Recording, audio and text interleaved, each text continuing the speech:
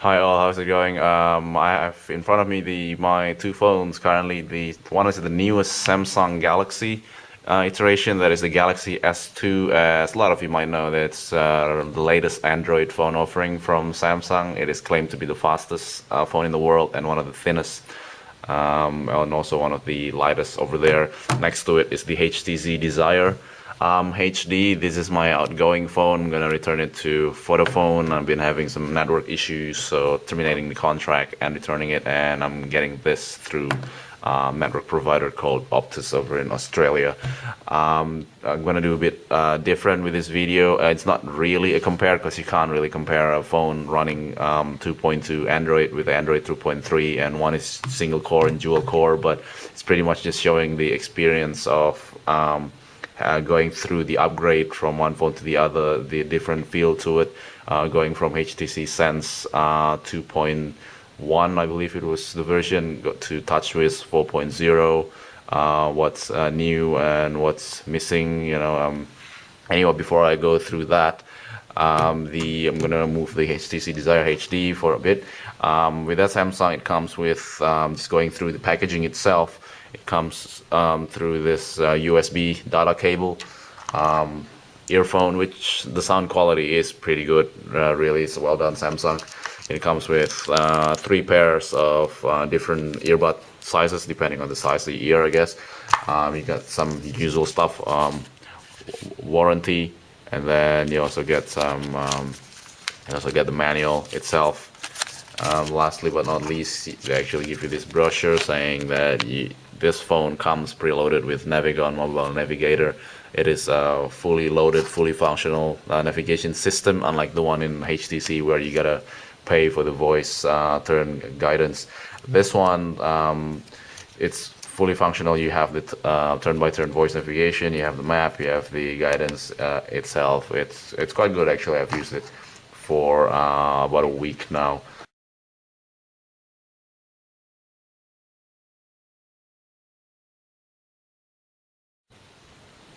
Alright, so this is the version of the Android. I also mentioned it's running Android 2.3.3.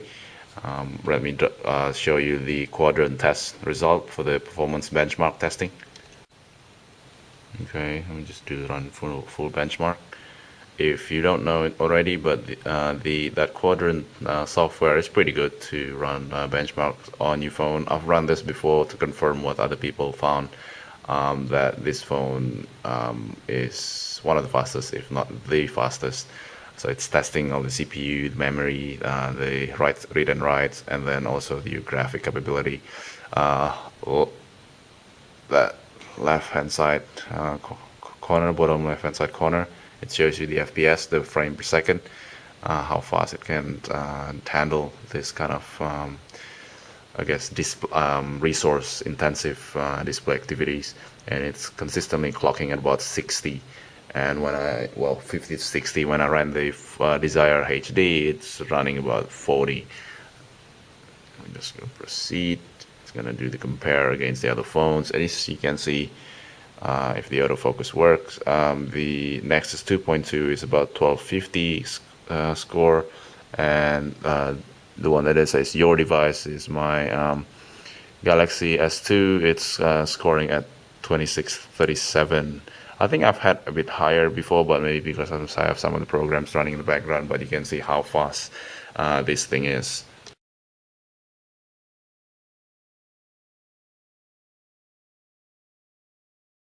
But one thing that I found to be annoying is that the shutter sound. That sound you can't disable. I'm sure many of you will want to disable that sound. Yeah, I can't. I found some ways in the internet that I need to try. You need to root your phone first.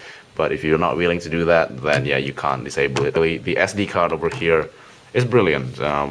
Desire HD. I don't know how they're gonna do it for the new other HTC phones, but this is the slot for SD. Open this up, put it in. Samsung Galaxy, you can't do that. you got to take this whole cover off, which is pretty flimsy as you've seen in other video reviews. And then you got to take out the batteries, so you got to turn off the phone first, obviously, and then you take out the SD card. It's rather annoying. To access the previous program that you've accessed, you press that button and hold, and that will show you all the 6 previous applications. I don't believe the HTC Sense back in the 2.2 limit that, but limit that to 6. But let me just show you. So this is what I have before. It's much more than that, so it's better to access the previous application over in the Desire HD. I'm sure they'll keep it the same way in the Sense 3.0.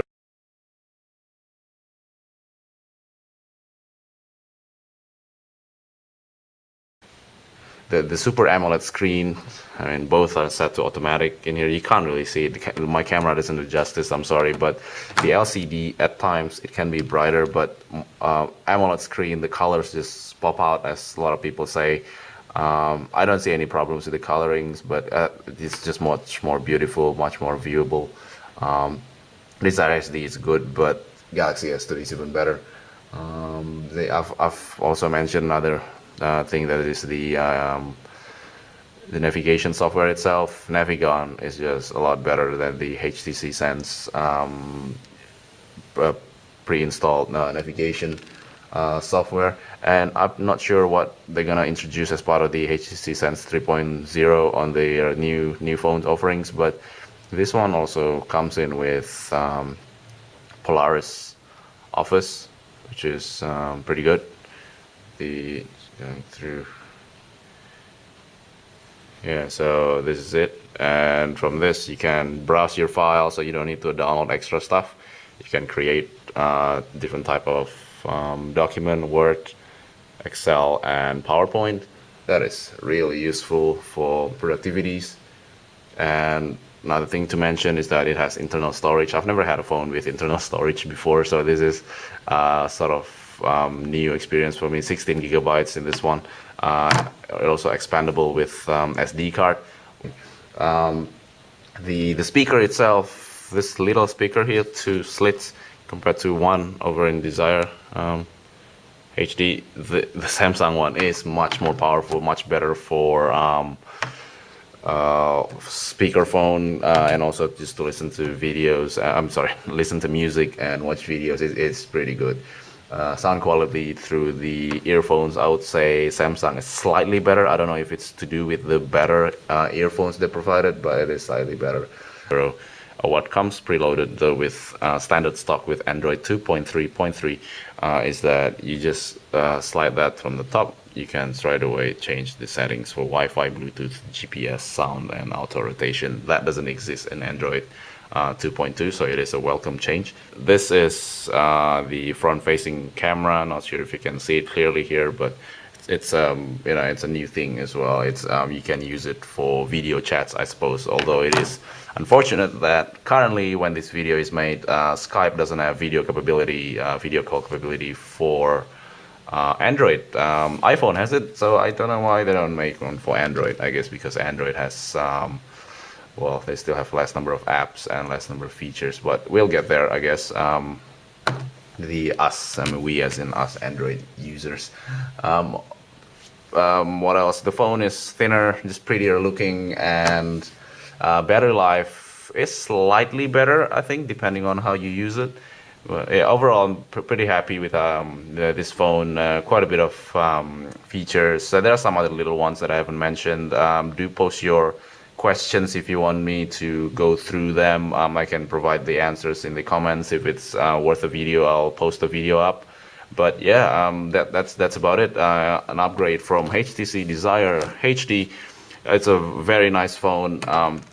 To the Samsung Galaxy S2, even nicer, although it has some features that are missed from the HTC Desire HD. Mainly its HTC Sense user interface, but comes with it.